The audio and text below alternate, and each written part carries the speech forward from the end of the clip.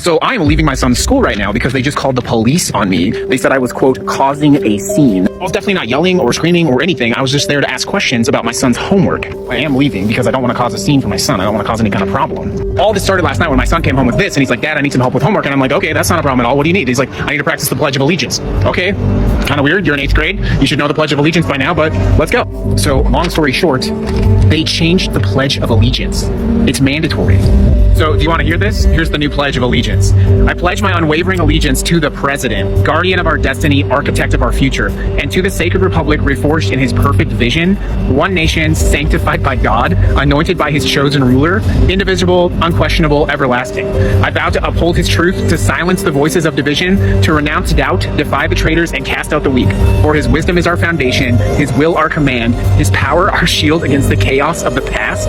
We are a nation ordained by the Almighty, a people chosen to uphold his divine order. With duty, sacrifice, with unyielding faith, I pledge my life, my service, my soul, for order, for strength, for God and his anointed, forever.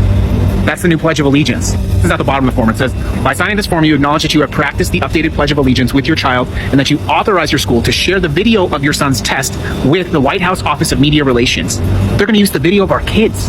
Went to his school and I said, no, he is not doing this. And the principal at the school said, if he doesn't do it, he's going to get a 5-point deduction every day for civics class. And if he gets those 5-point deductions, he's going to fail civics class. So I said, no, he is not doing this. The right to free speech means that you have the right not to speak and you have the right not to recite the Pledge of Allegiance, especially this updated piece of crap. He's not doing it. And the principal said, sir, you need to calm down. You're causing a scene.